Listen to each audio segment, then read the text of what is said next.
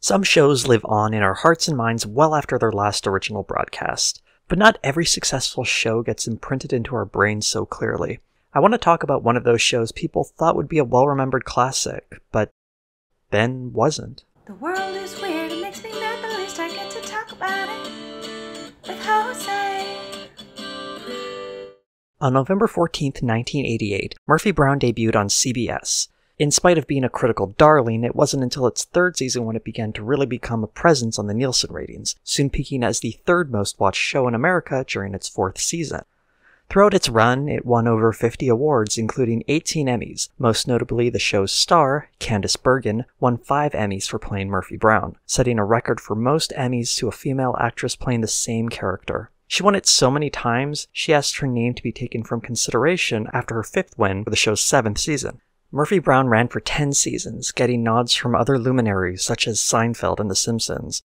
In the 90s, people were confident Murphy Brown would go down as a classic, a sitcom that would be remembered for years to come. Except it wasn't. When the series was revived in 2018, the reaction from audiences and critics alike was underwhelming. It struggled in the ratings, and critics received it with a collective shrug. So, what happened to this beloved series? Why doesn't it live on in our minds like The Simpsons or Seinfeld? Whatever happened to Murphy Brown? Murphy Brown debuted in America. With the Reagan administration ending and the George H.W. Bush presidency on the horizon, the US was very much in a conservative swing, and that was reflected on television. TV tended towards traditional male-centric narratives. In 1987, a year before Murphy Brown debuted, 20 out of 22 new dramas featured male leads, often in gruff cop shows and other forms of masculine-coded entertainment. It was in that context that Murphy Brown's creator, Diane English, wrote what would be her most memorable character. According to English, the idea came to her while listening to Aretha Franklin's Respect on her car radio. By the time she had finished her drive, the characters and concept of Murphy Brown had fully formed in her mind. Although not intended to be a politically charged character, comments from English describing Murphy Brown are clearly informed by feminism. Murphy was living her life without any regrets, without any guilt, without any man in her life helping her out of tough situations. This was a woman we all wanted to be. The word unlikable came up all the time. All the time. They would apply those terms to female characters often. But men don't have to be likable. Murphy Brown was following in the footsteps of other sitcoms starring single independent working women, such as That Girl or The Mary Tyler Moore Show. The writers for Murphy Brown even had a sign on a wall that read, "They did that on Mary," to avoid any direct imitations.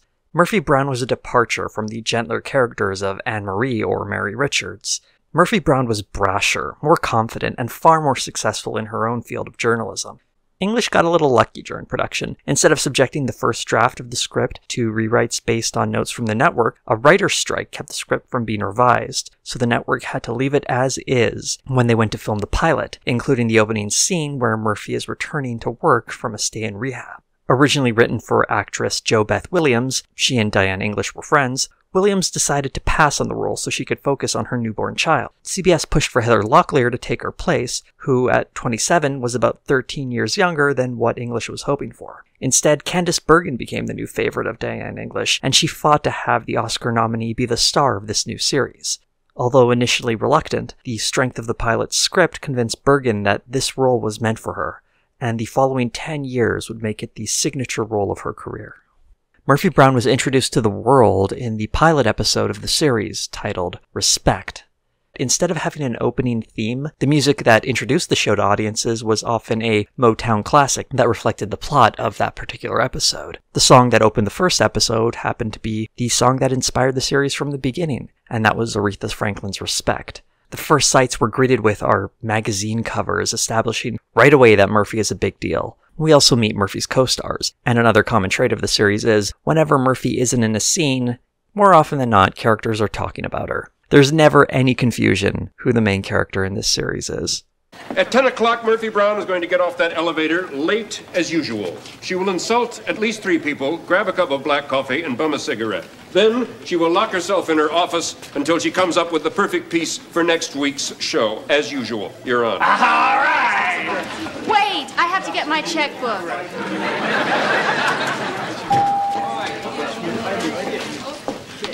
Hi, everybody. Great dress, Elise. Hey, Frank, nice piece you did on that prostitution ring. Jim, what have you done to your hair? I like it. Coffee, Miss Brown? No, thank you.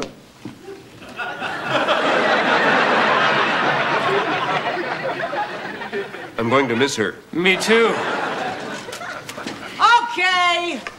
Which one of you turkeys got their greasy fingerprints all over my Emmy? All right, she's back. And people wondering if this newly sober Murphy has the same hard edge she always had, especially with a major interview lined up for her. I had to promise Bobby Powell that you wouldn't ask him the question.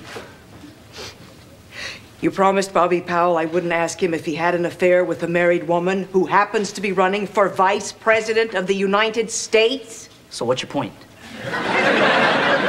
This evening, Murphy Brown talks with Bobby Powell live. Murphy? Thanks, Jim.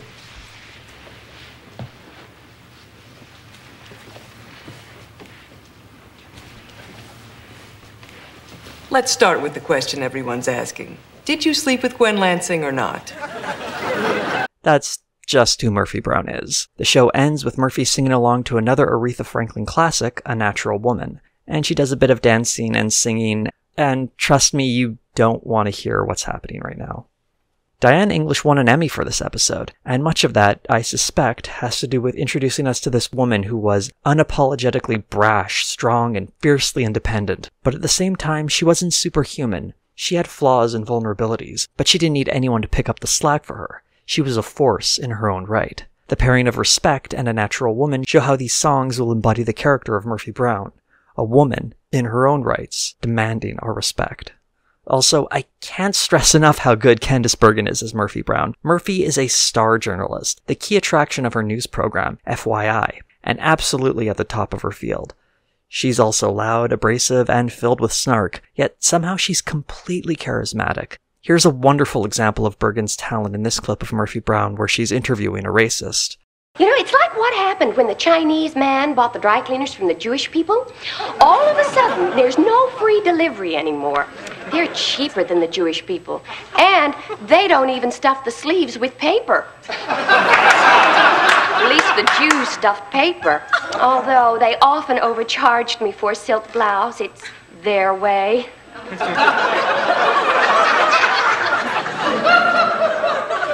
Mrs. Hooley, has anyone ever accused you of being a bigot?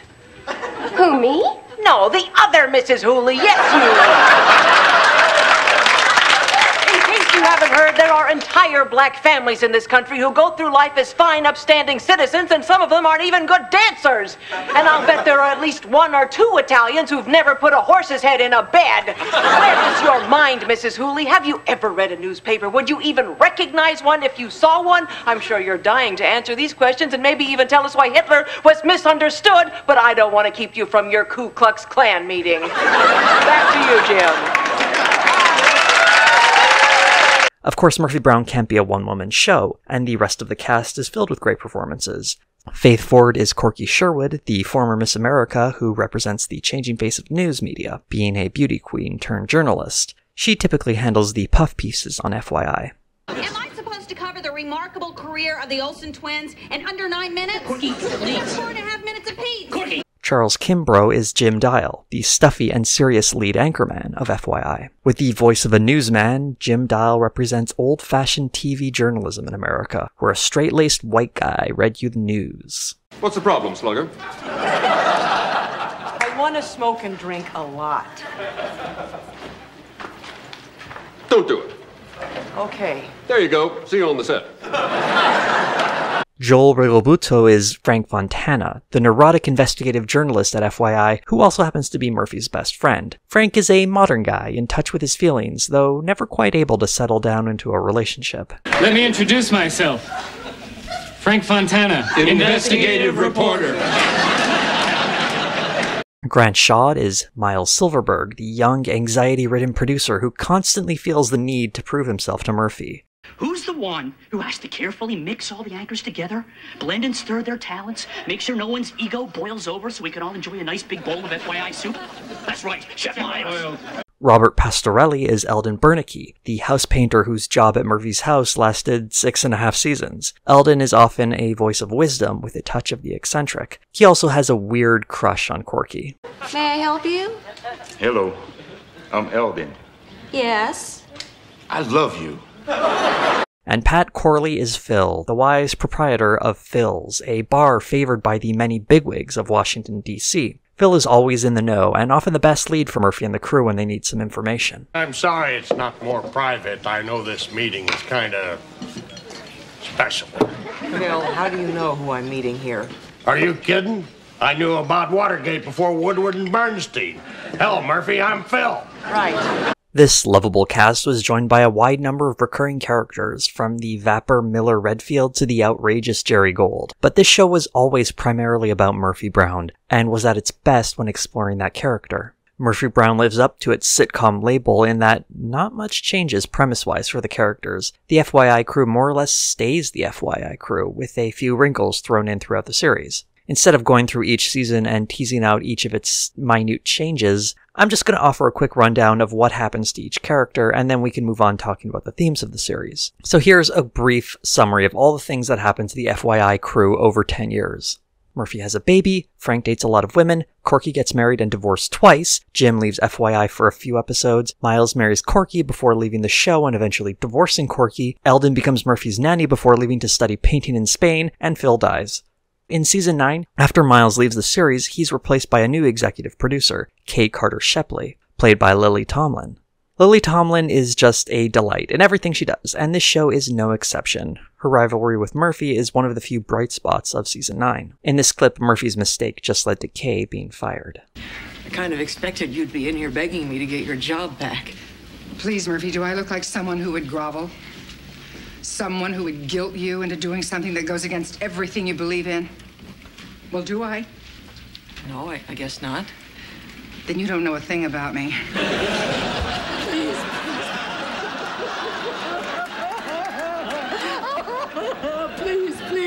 Please apologize so I can get my job back. Please. You'll go to hell if you don't. And if we're talking about Murphy Brown characters, how can I not mention her parade of secretaries? She's had dozens of them, from a skeleton to Hitler. Even Kramer was her secretary on one episode of Seinfeld. The final tally at the end of Season 10 was 93 fired secretaries. Having grown up in the 60s and 70s, Murphy Brown was a product of second-wave feminism. Her early days were spent as a radical in the 60s, attending protests and demonstrations to push back against the system. I, Murphy Brown, am being denied the right to vote by this fascist agent of an imperial United States government. I'm just a volunteer, dear. We only get the briefest of glimpses of a very young Murphy, but they're typically in this silly teasing of her more radical days. We get longer looks at Murphy's more recent past in the 1970s. At this point, we see Murphy has gone from a young radical to a cynical outsider. In the intervening years, she's earned her stripes as a reporter and picked up smoking and drinking habits in the bargain. And what do you listen to? Casey and the Sunshine Band, am I right? I don't own a record made past 1968. Oh, yeah? Johnny's in the basement, mixing up the medicine. I'm on the pavement, thinking about the government. Man in a trench coat, badge out, laid off. Says he's got a bad cough, wants to get it paid off. Look out, kid. It's something you did. God knows when, but you're doing it again. Okay, you pass. Her meeting a young Frank is cute in how they end up becoming friends, but what's more telling is how they bond over Bob Dylan lyrics, letting us know that their radical roots still inform their work in the present.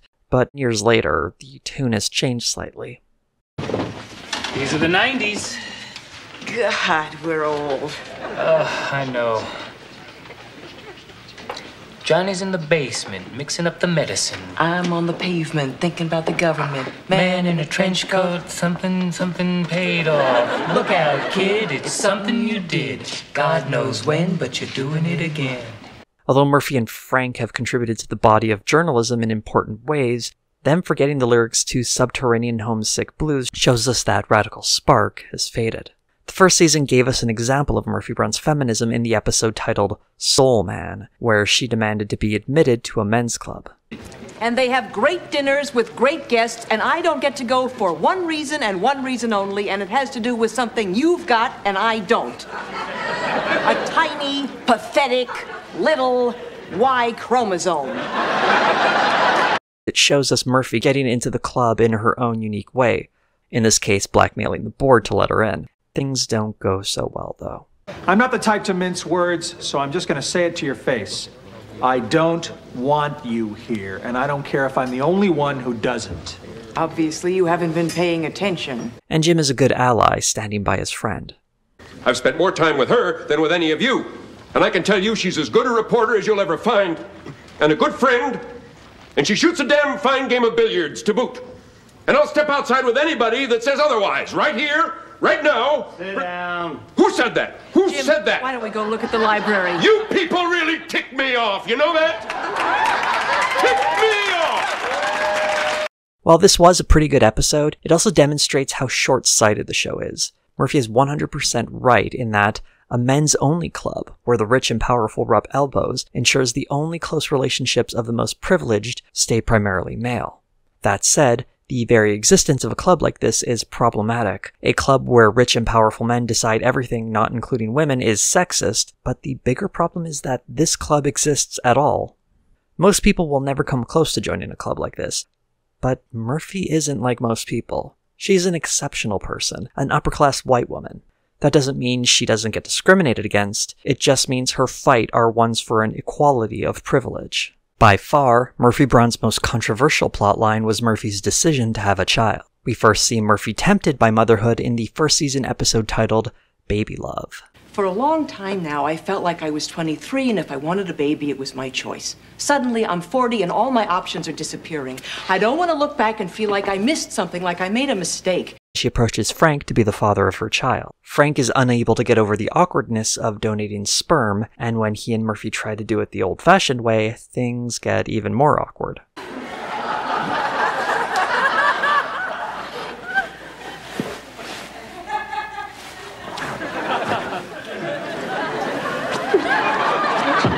Eventually, Murphy realizes she doesn't just want a kid, she wants to have a child with someone she loves. I have this image of me in a wedding dress, and there's bridesmaids and flower girls. And there's this great guy standing at the end of the aisle. This is frightening. Wait, it gets worse. There's a harpist. Oh, jeez. And I really like this final shot in the episode. It never leaves this room. Ever.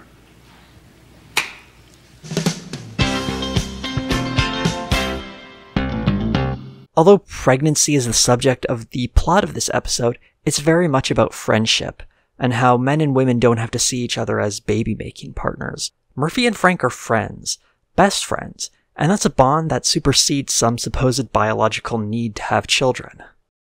Ironically, Murphy's child will come into a context that's completely unlike the one she imagines. Maybe that's what made her having a kid seem so real, and why it was such an impactful part of the show. But before we talk about Murphy's baby, we need to talk about some men.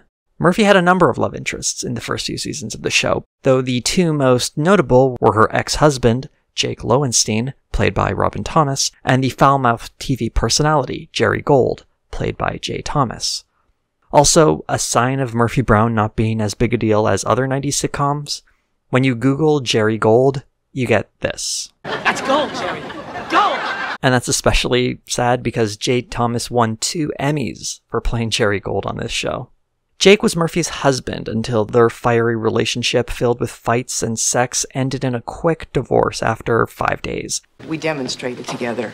We got maced together. We were even arrested together.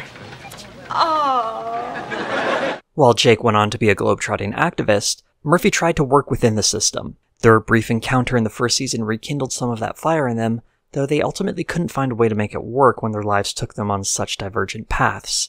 On the other hand, we have Jerry Gold, the host of a shock television program that covers hard-hitting topics such as sex-crazed nurses.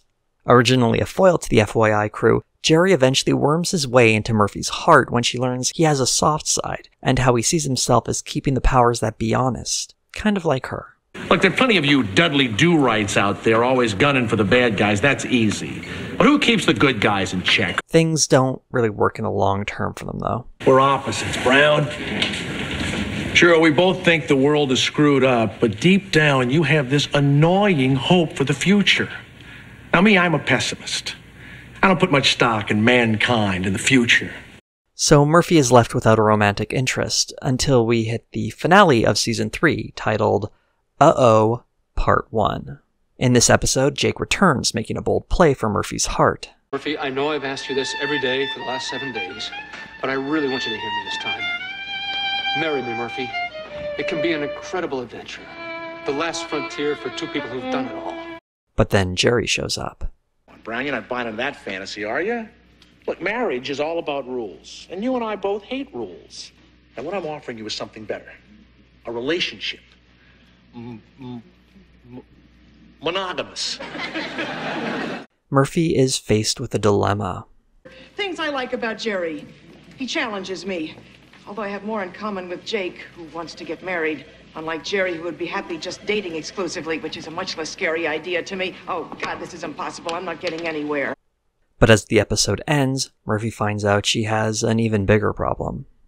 Season 4 picks up where the finale left off with the appropriately titled episodes, Uh-Oh, Part 2 and 3. I really wish I could play this intro with its music, and it's kind of spoiled without hearing Can't Hurry Love in the background.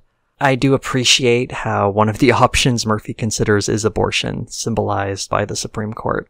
Speaking of abortion, one thing that's surprisingly modern for a TV show in the early 90s is the attitude it takes towards the option. I never thought I'd be in a situation like this. I always thought I was too smart. Does that mean I have to live with my mistake? Does the child have to live with it? I know I have the right to make this decision.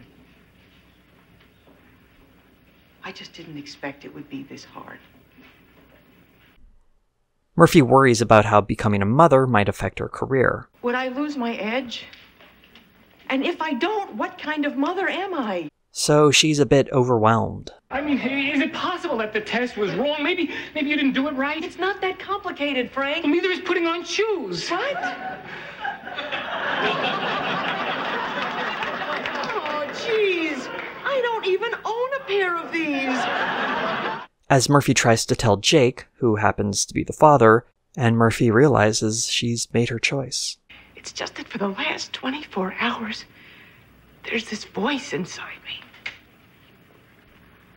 It's the voice of a tiny baby girl with a very big mouth. It's getting louder every minute. And it's saying yes.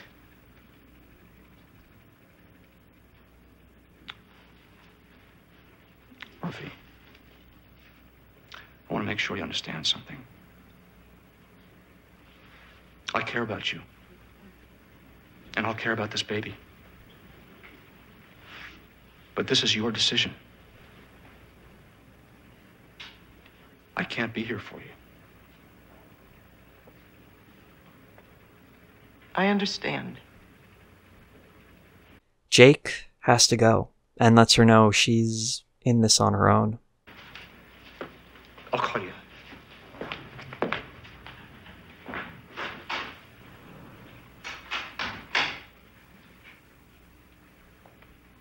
Sorry you had to hear that so soon.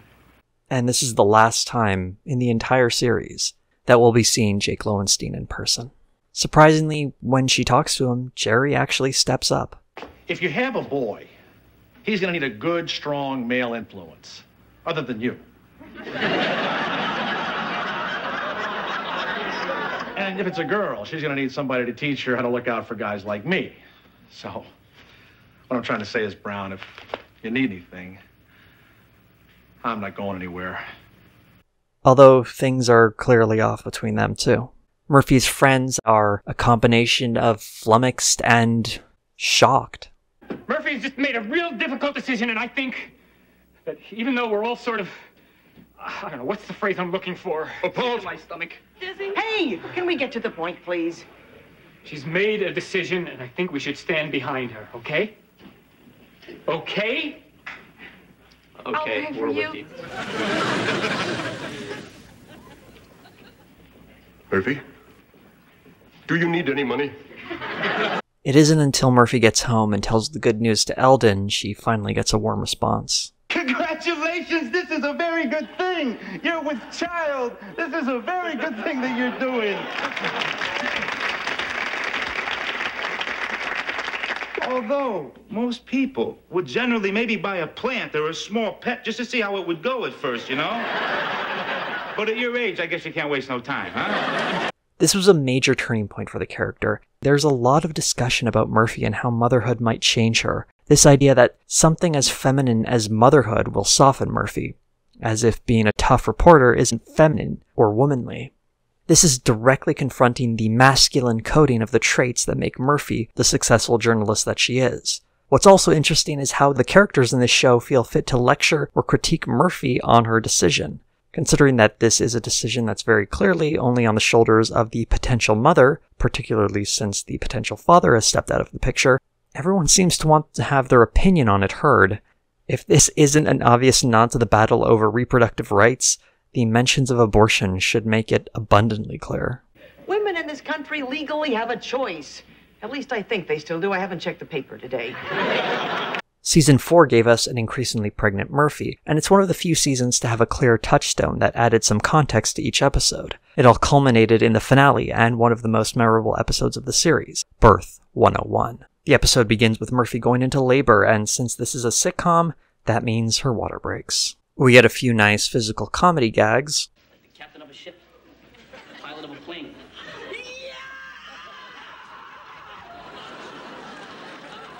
Kill me now! She's going to blow!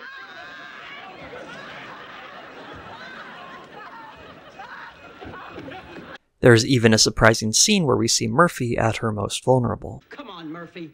Push. Just leave me alone. I never should have tried to do this. Just leave me here to die. But this episode will always be remembered for the touching final scene where Murphy meets her son and sings to him for the first time. Send a message. Just a few words to let the kid know who you are. Whatever you feel comfortable with.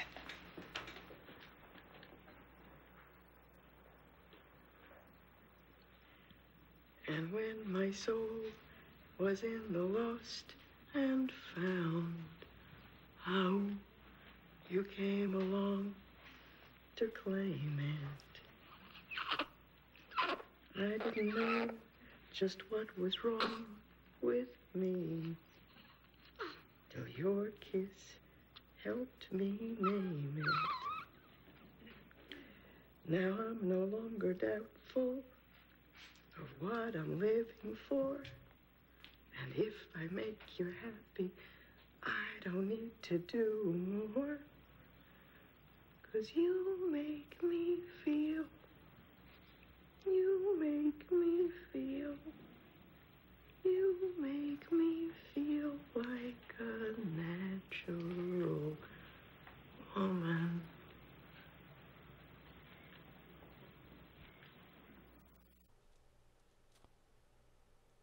The final scene was, at the time, thought of as iconic and an instant classic moment in TV history. It's a callback to the very first episode of the series when Murphy sings Aretha Franklin's A Natural Woman in the closing scene, only now she's a mother and singing it to someone other than herself. The idea to sing the song was Candice Bergen's. The subtext of needing a baby to be a woman seems rough, but I would prefer to read this as needing to understand womanhood, or manhood for that matter, in the context of others. Murphy's womanhood is a central topic for the show, but her behavior is often coded as male. Her struggle is typically to reclaim those qualities for herself. When she sings A Natural Woman, after a hard day of being one of the top journalists in the country in the first episode, she's claiming a role reserved for men using all the tools traditionally only allowed to them. The male-coded traits of stubbornness and aggressiveness that she has. She's claiming that a woman can be brash and abrasive, but also sharp and incisive. She doesn't have to surrender her womanhood to do that. And when she gives birth to her son, she's showing that her own personal vision of womanhood can include something coded as feminine too. This moment highlights how Murphy can be anything she wants to be, and doesn't have to be limited to one box or the other, adhering to traits that are coded as masculine or feminine in order to create the life she wants for herself. She's a proud woman, yes, but she defines that role in her own terms.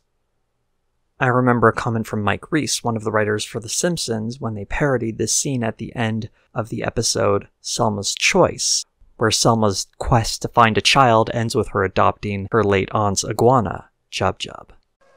You make me feel like a natural woman. She's holding the iguana and singing, "You look like you make me feel like a natural woman," because that was something no one will ever forget. The Murphy Brown episode where she's got a baby. Oh my God, we're paying tribute to this thing. That's right. And here it is still running in syndication, and where's Murphy Brown? One of the sad parts of looking back on this show is how this moment seems to have lost the impact it once had, and now it exists as a snapshot of a series that lives on in the memories of a few, not the collective consciousness of a culture. And that's a real shame. That isn't to say there isn't anything problematic of tying womanhood to having a child, particularly with regard to the experiences of both cis and trans women who can't conceive children. This isn't to deny them their right to claiming womanhood, but can be more helpfully contextualized as womanhood being defined by the person claiming the title more so than their biological characteristics. Looking back, we can think of that limited perspective as an unfortunate oversight, but considering the state of television in the early 90s, I'm just glad to look back on this and not find out that Murphy Brown was a TERF. Part of the reason this episode was thought to go down in TV history was the reaction to it from Vice President Dan Quayle, when he called out Murphy Brown as a bad influence. It doesn't help matters when primetime TV has Murphy Brown, a character who supposedly epitomizes today's intelligent, highly paid professional woman, mocking the importance of fathers by bearing a child alone and calling it just another lifestyle choice. Quayle's speech was made in the context of the riots in Los Angeles following the shocking footage of police beating Rodney King, an unarmed black man. Quayle blamed the riots not on the actions of the police, symbolizing the systemic racism of the over-policing of black neighborhoods, but instead Quayle blamed it on family values supposedly collapsing, particularly unwed black mothers. He didn't mention other factors such as the excessive incarceration of young black men being another product of the aforementioned over-policing of black neighborhoods. Instead, he blamed the influence of Murphy Brown, a TV show about a white upper-class newswoman, which Quayle apparently thought was popular within the black community. Dan Quayle was not known for his sharp intellect. One of his most famous gaffes was when he spelled potato with an E at the end. Add one little bit on the end. Just think of potato. How's it? You write phonetically. What else? There you go. If the vice president thinks it's disgraceful for an unmarried woman to bear a child, and if he believes that a woman cannot adequately raise a child without a father, then he better make sure abortion remains safe and legal.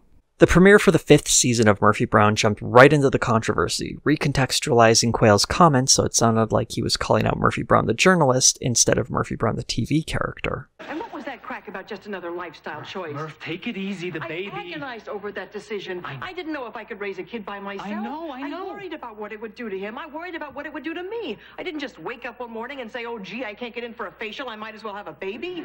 Look, tomorrow he's probably going to get his head stuck in his golf bag and you'll be old news. Murph, it's Dan Quayle. Just forget about it. After Quayle's comments, newspapers ran stories about Murphy Brown, and while the show presents it as being part of the storyline, these were actually real newspaper front pages at the time, which should give you an idea of how big a deal this story was. Murphy gives us an especially astute response, summing up the situation at the time. You think if I made a statement it would end this? It doesn't matter what I say. Everybody's just going to twist it to fit their own agenda. Pro-life wants me to speak, pro-choice wants me to speak. And pro-breastfeeding wants me to do it on 3-dimensional billboards. Crying out loud, Eldon. He's a baby, not a political statement.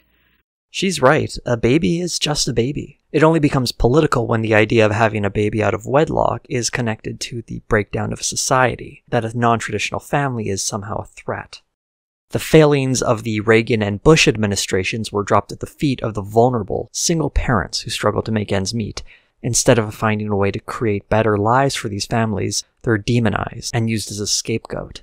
What this show captures so well is a woman trying to navigate the world, living on her own terms, and getting caught up in the politics of the day, much like gay marriage or trans people, well, existing. These normal, everyday things are made political scapegoats for a government that desperately needs a distraction from its failures. That's what this episode is portraying so effectively. The episode closes with Murphy Brown addressing Dan Quayle and introducing him to the non-traditional families that make up America, who are just as American as any others. 41% of Americans watching network television tuned in to watch Murphy Brown confront Dan Quayle. That's 70 million people. It also helped propel the show to number 4 in the ratings. In 2009, this episode was ranked 64th on TV Guide's list of the 100 greatest episodes. Bush and Quayle lost the re-election bid in 1992. The rest of the series changes the dynamic of Murphy Brown. Now she's entering motherhood, and this is the point that some argue the series jumps the shark. That's probably a bit extreme, as it had some good episodes ahead of it, but particularly with Diane English leaving the show after the 4th season, it did seem to lose its guiding light. Season 6 saw the first of many attempts to shake up the Murphy Brown dynamic with the introduction of Scott Bakula as Peter Hunt, a new anchor for FYI, though he'd never be a series regular. He did raise that issue that Murphy had been struggling with before having a child, and that's whether that feminine trait of motherhood would somehow dull her talent as a journalist, implying that journalism requires masculine traits. Here's how Murphy handled that. Call it whatever you want. The point is, you got a little soft. And while that is a lovely quality in a mommy, it's not worth squat in a journalist. I'm going to do you a big favor and forget I just heard that. Look, I'm just telling you the truth. But if you can't deal with it, maybe you should pull back a little bit farther. In fact, maybe you should go home to your kid and leave the reporting to those of us who can deal with it. As a punch to the face would suggest, eventually Murphy and Peter start a relationship. The relationship often plays to Murphy's insecurities, both as a female journalist and as an older woman dating a younger man. This raises another question about Murphy. Does she really need a romantic interest to be happy with her life? This is further questioned in the Season 8 episode, Old Flames, where Murphy's romantic partners from the past put her on trial in a dream. I don't know why I haven't been successful at relationships. Maybe sometimes I have been controlling and competitive and other stuff. But a man can be all those things and still expect to find a woman to put up with it. I don't know why I'm the one that has to change. It's not fair. This episode is about regret and fear over what might have been lost in the past. There's quite a bit of that in this season, and really throughout the rest of the series from here on out. Maybe some of these regrets have to do with episode decisions from earlier on. A lot of the episodes post-season 4 vary considerably, going from wacky antics to somber self-reflections. It's at this point that the show really feels like it's losing its voice. And an episode like this one, Old Flames, seems like it's trying to find it again. But much like Murphy, realizing Peter has left her once again, it may already be too late. Is this a show about Murphy as a strong, independent woman? Or is this about Murphy as a strong woman choosing to build a family? As the series reached its conclusion, this thread seemed to fade away. We didn't really know where Murphy was headed or what she wanted out of life. What is Murphy Brown's vision of womanhood? The show never really answers that. Another example of the show's aging perspective comes in the Season 8 episode, The Feminine Critique, where Murphy returns to her alma mater to receive an honorary doctorate. She sits in on a women's studies class her activism helped create. The students in the class start representing a very familiar set of caricatures. They played football. And even though I wasn't victimized directly or in any perceptible way, I felt victimized. We even get a safe space reference. We try to maintain a safe space in the classroom so that silenced women feel free to speak out in a secure, gynocentric ambiance. All of these stereotypes are eerily similar to what you would hear coming from a right-wing commentator today. Although to hear them talk about it, it's usually couched in the talking points that describe this as a new phenomenon. This episode aired in 1995. Have college kids always been delicate little snowflakes? Of course not, but the conservative talking point that they are? Yeah, that one goes back decades. Even further back than this 24-year-old episode of Murphy Brown. If anything, this shows us how conservative talking points seep into our culture if they're repeated often enough and are internalized by people. Oh hey, and then a guy just like me makes an appearance. What do you want anyway? To unite women in principled hostility to the males who seek to hold fast to their patriarchal privileges and to purge the curriculum of white male bias. Who are you and what have they done with your Y chromosome? Well, I'm Adam, and I'm an obnoxious male. Why did you sign up for this class? I wanted to meet girls. Sorry, women. I wanted to meet women, although I'm not sure why anymore. It's like they put my life on TV. Before we leave the women's studies class, we get a nice little speech from Corky. You all have good points to make. You think you're right, that women are oppressed, and sometimes they still are. And you think you're right, that women shouldn't be criticized for wanting to have families, and they shouldn't. And Murphy thinks she's right because, well, she always thinks she's right. But why do we have to let these differences divide us? I mean, we're all women. We're all in this together. And we see how Murphy has helped Corky grow. Growing up, your world did not exist for me. You know, Corky, sometimes I forget how far you've come. It's nice to know I might be a little responsible for that. Murphy can still be a role model, but only to women who are looking to be like her. And what that classroom should have informed her of is that not everyone wants to be Murphy Brown, and not every feminist needs to walk in her footsteps. The show was good at least presenting that, even if it did have to use some cringy stereotypes. The FYI crew hang out in Murphy's old dorm room to have a chat about getting older. I might have disagreed with them, but those college kids had a passion that maybe I just don't have anymore. College is a time of passion. My God, we used to stay up until the wee hours discussing everything. Politics, philosophy, art. And it mattered. Everything mattered. I miss that passion. The kind where you'd stay up all night with friends and ponder the world and the universe and what it all meant. But then, I guess life happens, and before you have a chance to figure out your place in the world, you're in it. And then you die. But I have no relevance to this next generation, and they're the ones who are going to be framing the debate. My opinions have had whatever impact they're going to have, and whether I like it or not, it's time to hand over the bullhorn. That really sums up this whole episode, and in a very meaningful way, why this series isn't as fondly remembered as some other cultural touchstones. Murphy Brown wasn't speaking to young people in the 90s, so how could it speak to young people today? This episode is one of the show's most self-aware, and one of the last really great points it makes. Times are changing, and Murphy Brown isn't going to be a part of the next generation's discourse. But hopefully this look back has revealed some value in knowing what was culturally relevant in the 90s, and how some of it still applies to today. Though speaking of parts of Murphy Brown that are still relevant, I've deliberately avoided the show's final season, which touches on an issue that, sadly, may always be relevant.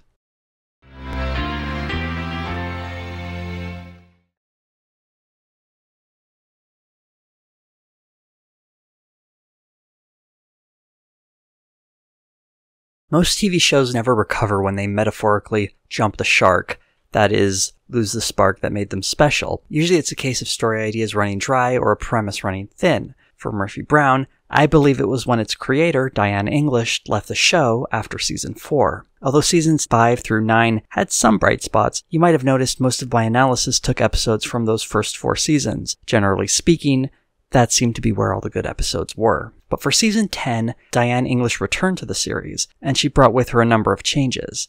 The FYI newsroom got a makeover, and the stories went from being self-contained to be more like season 4, where there was an overarching plotline running through each episode. Only instead of Murphy being pregnant, she faced a completely different challenge. The first episode doesn't deliver the setup for the season until its final minutes. Murphy? Finally. We're about to go in my doghouse. So, if I hurry, I can just beat the Beltway traffic. See you next year. We can't release you yet. Why? The doctor would like to see you. Why? What's the problem? I think you should talk to the doctor. And in the second episode, she learns the awful truth. I don't understand. Is an appointment really necessary? Can't you just give me the results over the phone? Doctor? Never mind. I guess you already have. I used to be able to see. I used to be able to touch my toes. The other day, I couldn't remember who sang Soul Man. How could I not remember that? When did everything stop working? And why didn't I get a notice that my services were being shut down? And now these damn things don't work because they're not strong enough anymore. I hate it.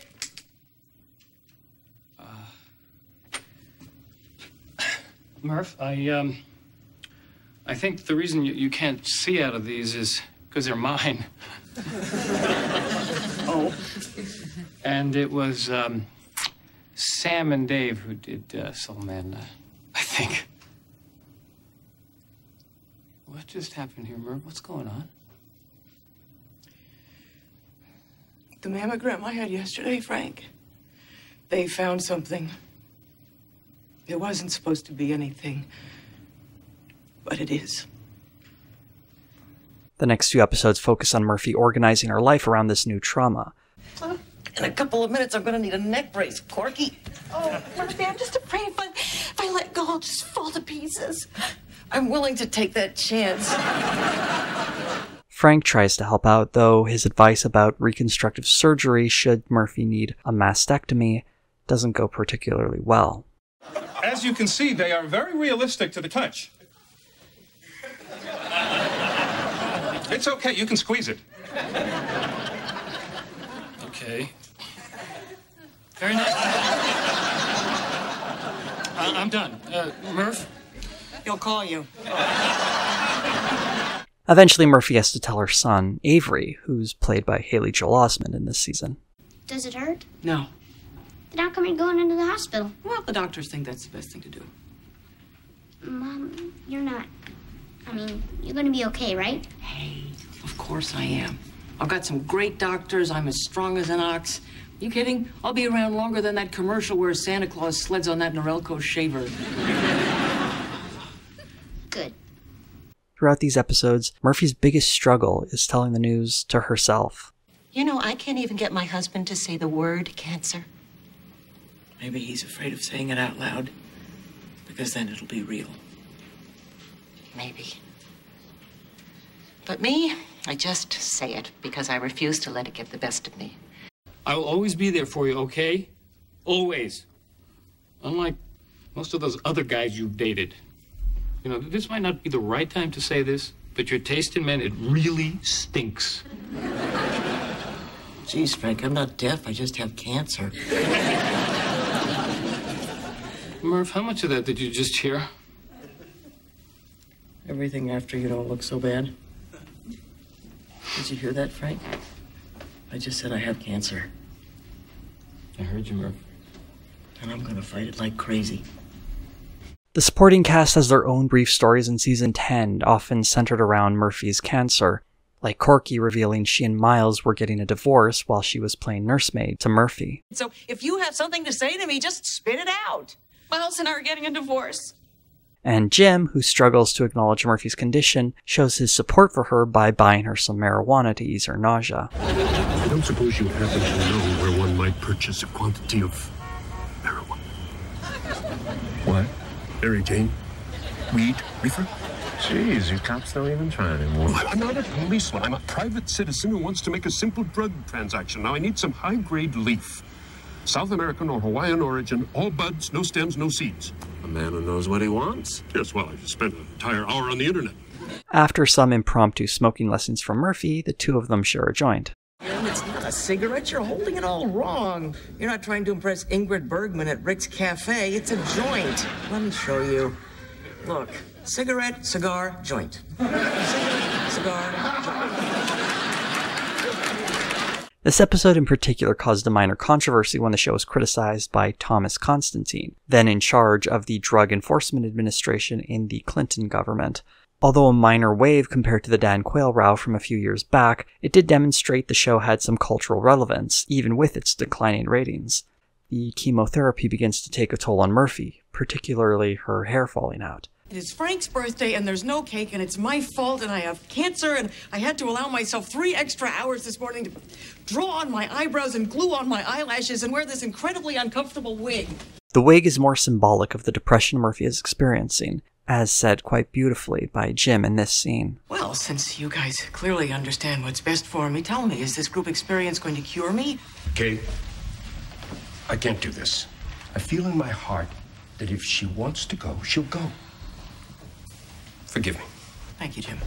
When you're so low that you can't even remember what happy feels like, when you're so scared that sleep is a distant memory and smiling is a forgotten art, when being sad is as natural as breathing, then you'll go.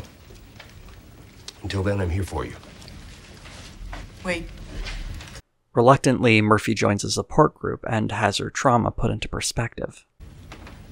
You want me to say what's on my mind? Okay. I don't care about anything any of you are talking about. I'm sorry, but that's the truth. All I want to hear is what's going to make me feel better, what's going to make me well. Well, you'd be surprised. This group is pretty powerful. It's not always clear, but I know we've helped each other. Well, you're not helping me. Oh, I see. You're different. You're better than us. No, I'm not saying that. You know, I'm down here in the trenches doing the hardest work of my life. You waltz in here and you just expect us to hand you all the answers. Well, it doesn't work that way. Group helps. I don't know. See, it's a place where you can rant and rave and you can be irrational and you can cry and be bitchy and hostile. Me? I was just taking a shot in the dark. But the point is that you can dump all that stuff in group and you don't have to take it out on the people you spend your precious time with. This episode in particular was Murphy putting her cancer in a broader context as she meets other women struggling not just with the physical burden, but the mental one as well. Much of this season was informed through interviews with women suffering from breast cancer, and that's probably why so many of these scenes and exchanges ring so true. It's giving voice not just to Murphy's experiences with cancer, but the experiences of women across the country. In this way, Murphy Brown feels like a series that's truly speaking for the people. As the season progresses, Murphy's cancer does the opposite, and by the time we reach the final episode, Never Can Say Goodbye, it seems Murphy is on the road to recovery. Today is exactly 6 months since my last chemotherapy. Yes. Oh! I've got hair under here, guys, and I'm not afraid to show it. Oh, yes. Right. The final episode was a major event when it aired, an hour-long special that included some major celebrity cameos, including Bette Midler, Julia Roberts, and George Clooney. Also, we get a fun cameo from the series creator Diane English when George Clooney's face dissolves into hers. I don't want to think about what the subtext for that is supposed to be. In an episode full of returns, one possibly devastating one is Murphy's cancer might be coming back. And much to our shock, we found out Phil isn't as dead as we thought he was. Isn't it better to know that you gave it everything you had? If you're gonna lose this one, lose it big and loud. No going gently into that good night for you, kid. While under the knife again, Murphy has an out-of-body experience where she gets her greatest interview of all time. God. What is this, fun for you? You got bored wiping out trailer parks, so this is how you amuse yourself, by throwing a monkey wrench into people's lives? Well, speaking on behalf of all humans, we can't make sense of the world anymore. No wonder people stop believing in you. You still have work to do, Murphy. Work! You use your work to make a difference. That's what you're about. End of story. After a less than conclusive finish to the interview, we find out Murphy's suspected tumor was a cyst, and that she's going to be just fine. And the episode ends the same way the first one did, with Murphy Brown singing A Natural Woman, only to be interrupted by Eldon, who has recently returned from Spain. 'Cause you make me feel, you make me feel. This season took a bold jump and tried some long-form storytelling, revolving around Murphy's cancer. It's pretty gutsy to make the story about something so harrowing. It did a great job of portraying the challenges of living with cancer, from hair loss to forgetfulness to fatigue and feelings of alienation. It's an ugly and difficult struggle, even for someone as fortunate and strong as Murphy. And one really good thing that's often credited to this season of Murphy Brown is that, following its airing, the number of women who went in for mammograms went up by 30%. In a very real way, by addressing this issue, it may have saved the lives of some of these women. The 10th season is Murphy Brown tackling a timeless issue, our impending deaths. In this case, it's in the form of cancer, but more broadly, much of Murphy's frustration is around growing old and fading away from the world. The idea that her time is over and what she stood and fought for doesn't need her anymore. The final episode's interview with God felt like the series confronting what was so obvious throughout its run. Murphy has many blessings, which could easily be understood in the context of privilege. She has friends, wealth, fame, and family. To use those gifts for good is about as good a message as you can get, though does Murphy Brown ultimately uphold the exploitative system that benefits her so well, or does she effectively help push back against it? The series provides mixed answers with good and bad takes. What Murphy Brown gave us was the portrait of a woman who seemed to make it to the other side of that wall of patriarchy, one of the lucky few, even beating cancer. And now we're looking back 2 decades later and trying to figure out how well she created a path for others to follow. For a woman at 50 who fought her whole life just to get where she is, maybe that example is enough to show that fighting and standing strong can make a difference, even if it's only a difference for one person. Though even overcoming adversity, did Murphy ever realize how lucky she was to have her wealth at such a young age? The luxury to face imprisonment as a young radical without the additional burden of being a woman of color. To be able to openly find and often spurn love when her sexual orientation was openly accepted in society. It seems unfair to criticize Murphy Brown for not being woke enough. The show went off the air 20 years ago, but as someone living in the present, I can only watch it in a modern context. And the lessons I take away from this series is the importance of acknowledging the great strides made by feminists like Murphy Brown, while also acknowledging how limited the path she created was. There's still so much to do.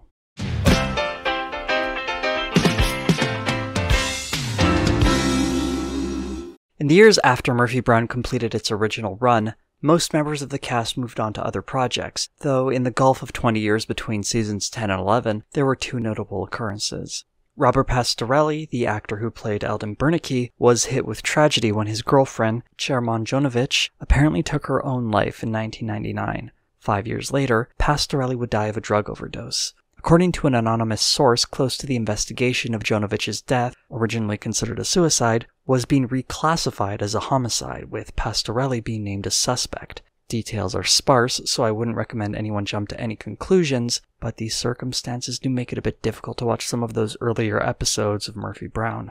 Pat Corley, who played Phil, passed away of congestive heart failure in 2006 at the age of 76. He left behind 3 children and 12 grandchildren.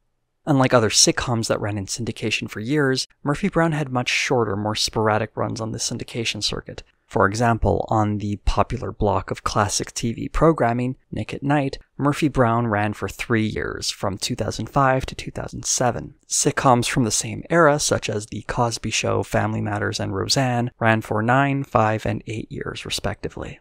Part of what made Murphy Brown so difficult to redistribute, whether it be through syndication, DVD, or streaming, was the high cost of licensing its music. Instead of an opening theme, it would use Motown standards such as Baby Love, Respect, Can't Hurry Love, Soul Man, and so many other great songs. And paying for the right to use these songs can get very expensive. While some shows can get away with swapping out expensive soundtracks with generic filler, this was much harder to do with Murphy Brown since the music was often incorporated into the scenes with the characters singing along. How can you not pay for the rights to using Respect when Murphy is singing along to it in a scene? When the first season was put on DVD in 2006, it sold poorly. According to its distributor, Warner Home Video, when the first season of Murphy Brown was released, compared to the total sales of that year's top performer, the 9th season of Friends, Murphy Brown sold 6% of that total, or possibly less.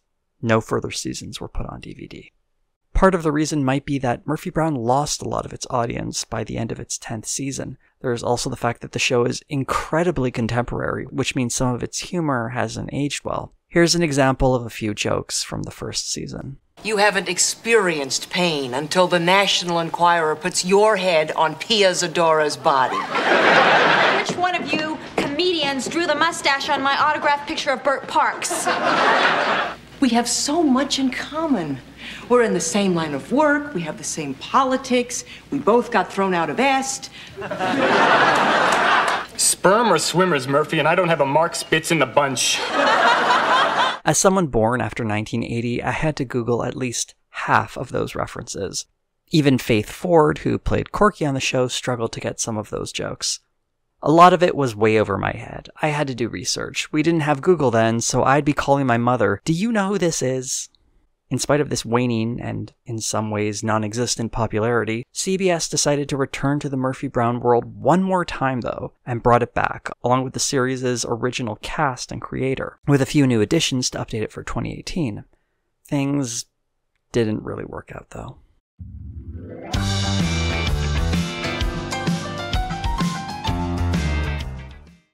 It was 2018, and we were once again in a shift to the right with the election of Donald Trump, and it felt like all the progress made over the last few decades was being threatened. Murphy Brown was brought back to be a direct foil to that, and it's clear as day in the opening of the first episode of this new season, where we got a Trump montage set to the tune of the Rolling Stones' Sympathy for the Devil. The target for this season is undoubtedly Donald Trump. Phil is now run by Phil's sister, Phyllis, played by Tyne Daly. It's here in the wake of the Women's March that Murphy realizes that her retirement may have been a bit premature. I've been off FYI for a few years and I still haven't gotten the hang of retirement. People say, why don't you travel? Well, I've been everywhere. Take up gardening. It would not be fair to the plants. And in a very self-aware line, a young person says the obvious. Oh my God, look. Look who's sitting next to us. Where? Over there. It's Murphy Brown. Who's Murphy Brown? We meet Avery, now in his 20s and being played by Jake McDorman, who has gotten a job with the cable news outfit The Wolf Network, an obvious parallel to Fox News. And while you might think this is a new addition for the series, The Wolf Network was actually first mentioned back in Season 3 in the episode Contractions. Whoa, it's from Barry Tartledge. Barry Tartledge? President of the Wolf Television Network? While not a crucial point, I thought this callback was neat. Murphy and Avery are going head-to-head in competing morning cable news shows. When's your time slot? Weekday morning, 7 to 9. Mom, my time slot is weekday mornings, 7 to 9. No way. Brown versus Brown? Ooh. You are so going down. Murphy gets the band back together, Frank, Corky, and Miles. We also meet their new social media guy, Pat Patel, played by Nick Dodani. Oh, you assume just because I'm Indian, I'm the tech guy. Because I am. We also meet the first of Murphy's new secretaries, although the term secretary has been replaced by the more 2018 friendly title, assistant. And Murphy's first assistant is a big one, Hillary Clinton herself. And you have all the requisite skills, computer, email. Emails. Yeah. I do have some experience with emails. I'll spare you too much of that because watching Hillary Clinton act is a truly painful experience. The episode ends with Murphy joining Twitter and dropping a bombshell. Hello, Twitter people. Here's a fun fact. I once went on a date with Donald Trump.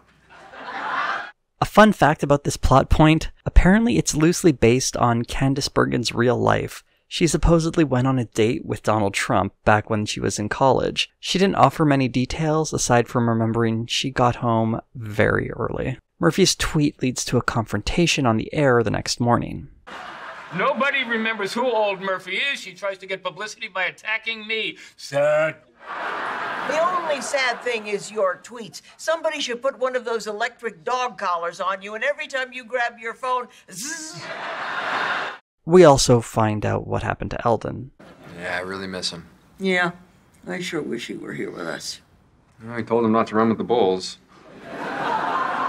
This first episode back is a bit rough around the edges. The actors are still settling into their roles again, and the new ones are still finding their place. It's also a little difficult to see Murphy as quite the hellraiser she used to be now that she's pushing 70. There's also the very overt politics of the show. In no way does it hide being on the left. Look at this promo image. If they were leaning any further left, they'd be horizontal. But it needs to be asked, how far left is this show really? The FYI crew, and Murphy in particular, haven't changed their politics much in the last few years. The real shift has been in the political conversation that has lurched to the right. This speaks to how Murphy Brown lost a lot of its edge in its original run in the first place. When Murphy Brown debuted, it was at the height of conservative power in the United States in the late 80s. It was pushing back against that authority, and while it certainly challenged Bill Clinton in later seasons, it's worth noting that its popularity waned in the years as a Democrat was in the White House. This same effect can be seen in regular news programs as well. The election of Donald Trump saw a surge in ratings for CNN, readership going up for the New York Times and Washington Post, and generally anything perceived as anti-Trump did well in the ratings. This was also true when Barack Obama was elected president, and there was a huge rise in conservative media. When you're a journalist, opposing the party in power is good for business. So you'd think Murphy Brown, with its strident stance against Donald Trump, would find ratings success. But the revival premiered to a mere 7.5 million viewers. A far cry from other revivals like Will and Grace, which got 10.2 million viewers, and Roseanne, which got 18.4 million viewers. Murphy Brown's ratings would decline throughout season 11. As left-leaning as Murphy Brown might think of itself as a series, and may have been back in the 90s, the left has been making some moves of its own. If Murphy Brown felt like it was losing relevance in the 90s, her second-wave feminism holds even less relevance today. It may very well be that this is a sign that Murphy Brown won't be leading the revolution. That said, season 11 wasn't completely devoid of value, and there are a few examples that show us Murphy Brown isn't completely irrelevant. I really like the episode titled Beat the Press. In this one, Frank, anxious to be in the field again, goes to Pennsylvania to cover a Trump rally. While there, Trump singles out Frank. I hear old Murphy's partner in crime, Fibbin' Frank Fontana's here tonight. Where is he? There he is. See him? That's right. Let Fibbin' Frank know what you think of him. Maybe a good body slam. What do you say? The results are ugly. When Avery tries to confront some of the people who attacked Frank, it doesn't go much better. We gotta dig in and fight it, right? And what other choice is there? I have to believe that we can find our way back to normal. What if this is the new normal? I don't feel safe here anymore. You know, we spent the last 5 days in the hospital room. Never during that time did I have any idea you were afraid. If this is the way it's going to be, I'm not so sure I want to do it anymore. It's a different profession. No one would ever call Huntley or Brinkley enemies of the people. And the worst part is, the other morning on the air... You soft-pedaled that interview. I saw it. I can't believe I did that. I mean, what happens the next time I get hold of a big story that someone in a position of power might not like? What's scary about this idea is the new normal for journalists is to be considered an enemy of the people. Although journalists aren't getting attacked on a regular basis, the anger and animosity directed towards the media should be very troubling. And for the record, attacks do happen. This is one of the better episodes of Season 11, in that it presents a modern concern for journalists, one that needs to be contrasted with the way journalism was done in the past, without the threat of physical harm or intimidation. In previous seasons, there were run-ins with the angry public. There was this one guy who hijacked an entire episode of FYI. The difference is, those were always presented as lone actors. Now the danger is coming from mobs. The show does a good job of connecting it to the rhetoric of Trump and the role media outlets like Fox News play in this. Their narrative of the mainstream press being the enemy is dangerous, and it conditions an audience to only believe in the media that reinforces their own values. Facts are secondary. And if you see someone as a dangerous propagandist, it's that much easier to encourage violence towards them. The idea of soldiering on that the episode closes with is a somber one, but sadly seems like the only real option. The rest of Season 11 doesn't quite hit the heights of that particular episode, and there are a lot of lowlights. One in particular was the season-long subplot where Phyllis hires a young Hispanic boy named Miguel, an American-born child of undocumented immigrants. Their exchanges are pretty rough to watch. So you're a dreamer. Me too. As in, I never dreamed I'd be doing this. What, talking to a Mexican? This exchange is pretty much every scene he's in. He shows up, exchanges jokes with Phyllis that violate the Geneva Convention, and then goes away. Eventually we get to the episode he was introduced for, Thanksgiving and Taking. Here's a quick rundown. We meet Miguel's family just in time to see them arrested by ICE agents on Thanksgiving. Phyllis steps up to take care of Miguel, but he has to say goodbye to his parents. Murphy makes an impassioned plea, and the episode ends. The problem with this little arc isn't the message. The problem is, Miguel was never a part of the show in a meaningful way. His scenes always felt like they were stapled to the script at the last minute, and it isn't until this one episode he's featured in that his scenes become more than a series of terrible jokes. If we're really supposed to care about Miguel and be invested in his life and his story and his family, we need more than that. This episode was the lowest rated one in the 11th season with 4.75 million viewers. There are a few other nods to modern political stories, such as Murphy's Me Too story and a bland Steve Bannon parody named Ed Shannon. but much of it feels like hokey sitcom fare from decades past, and it doesn't seem much better when the actors performing it aren't delivering it with the same punch they used to. Charles Kimbrough makes an appearance, and as someone pushing 80, he very much looks his age. Jim does give us a nice slice of old-fashioned journalism explaining why Nazis aren't worth interviewing. If you put that human mudslide on the air, you're creating a perfect example of false equivalency. It's a disease that's sickening today's journalism. You don't have to give equal time to someone who claims Tom Hanks is running a shadow government. This Murphy Brown reunion would have worked better on another TV show, or maybe just as a special. As fun as it is to see the FYI crew again, part of me just wants them to ride off into the sunset, even if their legacy seems to be fading behind them. The final episode of Murphy Brown, probably ever, Happy New Year, sees the gang celebrating at Phil's. Although most of the episode was pretty forgettable, I did like this one moment towards the end of the episode. But Murph, before you go, there's something I have to say to you. I know. You and me. Our friendship. I got it. I know. The series ended on an inconclusive note, and Diane English suggested as much when discussing her hopes for a 12th season, but I want to dwell a bit on the friendship between Murphy and Frank. It's by far the longest running and most stable relationship in the series. They had been friends for 40 years, and one sitcom convention they openly defined was the intense gravity that exists between single male and female friends. Look at the example of Friends, where 4 out of the 6 of them ended up getting together. It just seems like an inescapable fact of sitcoms. When you have a man and a woman close to one another, and they're single, they'll eventually hook up. And quite possibly end up married and having children together. Aside from a brief experiment done purely to create a baby in season 1, Frank and Murphy stay friends without much of a suggestion that there's anything more to the relationship than that. It's this crazy idea that a man and a woman can just be friends. In the season 3 two-parter, On Another Plane, Frank and Murphy experience intense turbulence on their flight, and their lives flash before their eyes. And after revisiting their past, they get to see their own funeral, and we get a few fun little scenes. Murphy once told me she would never want a show of emotion. Yes, I would. Which is why, in her honor, I will not shed a tear. Cry, you son of a... Now, I know that... They also learn of the fleeting nature of fame and their lives. Oh, we wanted to leave our indelible mark. We wanted to go down in history. Now look, our funeral's over. People are at Phil's having a beer. Tomorrow morning, the sun will come up. People will go to work. Life will go on just fine without us. Now, wait a minute, Murph. We weren't like everybody else. We were different. We were special.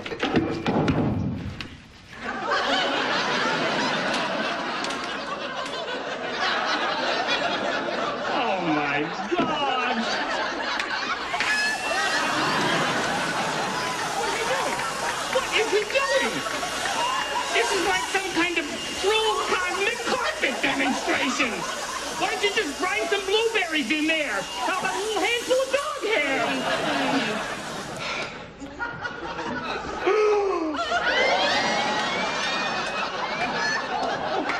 When they eventually wake up and realize they're not going to die, they reflect on their lives, and they think about the things they wish they could have done differently. The one thing neither of them regret, though, is being friends. Frank, can I tell you something? I'm really glad we're pals. You're the best friend I've ever had. This relationship is constantly referenced throughout the series, and one of the things the final episode gets right is highlighting it one last time. Because ultimately this show is saying that even taking Murphy at her worst, an angry feminist who elbows her way past the men who stand against her, a woman who, quite frequently described as trying to steamroll over all the men around her, she still sees value in friendship, particularly with a man. Maybe as a man, I'm a little biased here, but I want strident, independent women not content to be held back by the patriarchy to be my friend. And I think most men would be better to have a woman like this in their lives. And I think it's an important message to remember that at the end of all of this, as we try to dismantle systems of oppression, be they patriarchy, white supremacy, or capitalism, we're going to need to figure out a way to be friends at the end of it all. And really, why wait? We can be friends today too. I hope everyone enjoyed that very lengthy look at Murphy Brown, all 11 seasons of it. I had a lot of fun going through this series, and I hope you all got something out of this reading.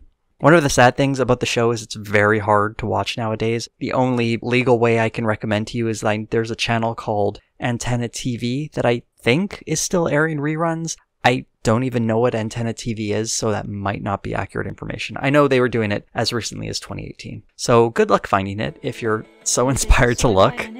And now we get to the part where I thank my lovely patrons for their patronage.